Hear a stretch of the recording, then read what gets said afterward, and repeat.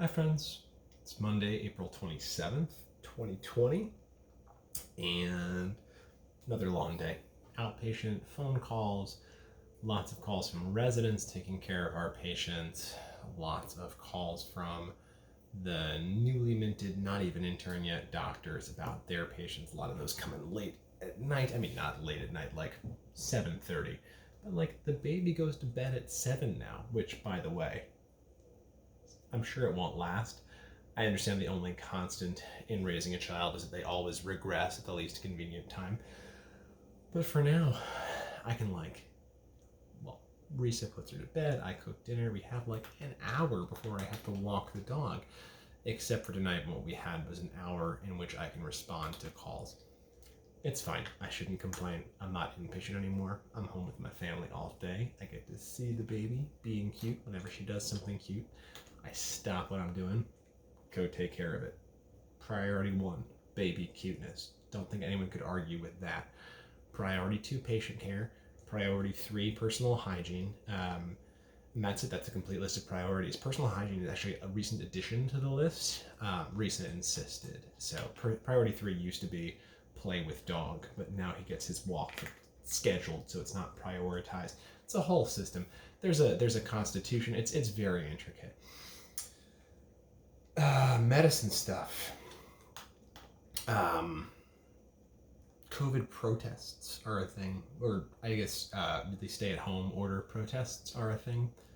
It is very clear there's a couple of different groups at play here, right? There is a fair amount of just like pants on head crazy, people who really don't believe COVID-19 is deadly, who have done their research online and have found, I mean, there's people talking about the Illuminati being in charge and like all of these like well and truly not so conspiracy theory ideologies, and that's driven by some right-wing advertising and a lot of stuff that's been fairly well written about. But let's set those folks aside because it's almost never worth talking about how bad that stuff is. We can acknowledge it. We can acknowledge that to address that, you have to start at the educational level, and that public schools are the place where you stamp out conspiracy theories. And if you have a 40-year-old man who is prepared to believe that the Illuminati have made up coronavirus to somehow gain from his being unemployed, that ship has probably sailed. You're probably not gonna, he's not waiting for evidence to disprove that belief, right? He's made up his mind. Let's focus on the people who are really upset about the economic implications, about not being able to work, and who have earnest claims of disenfranchisement on the basis of these stay-at-home orders. A constant refrain is, let me make my own choice about my own risk. And if COVID-19 just affected the people who got it, that would be a totally reasonable suggestion. But it's sort of the same thing about seatbelts in cars. It doesn't just affect you. It's if you get into a car crash without a seatbelt, it's not just that you get injured, it's also that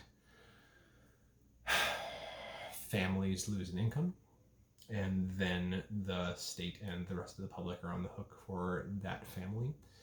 It's that you take up a hospital bed, you take up the care of the people around you, and not to mention just the emotional experience of watching a young person die of preventable cause.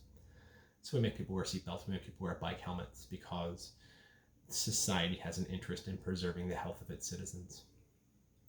In COVID-19, it's even more obvious because if you are working because you have to work, because you need the money, and you contract COVID-19, yes, you may die and have all of those negative consequences that I mentioned for your family and for society.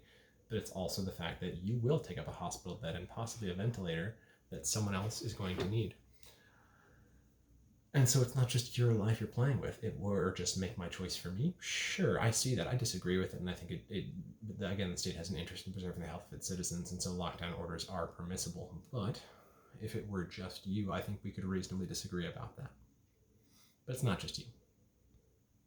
It's not just your choice you're making. You're making the choice for the person you give it to. If you are working in an industry and then you go to a restaurant, you have made a choice for several other people. I'm saying I understand that there's no restaurants in a lockdown, but these people are asking to end the lockdown, right? And so in that scenario, You're making the choice for several people, and then the ventilator you take up and the cost of your health care and the time of your physician and the emotional labor of watching you die. It's non-trivial.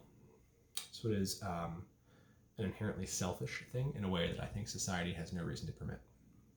So ultimately, I simultaneously have sympathy for the reasons that COVID protesters who are in good conscience protesting lockdowns are going through.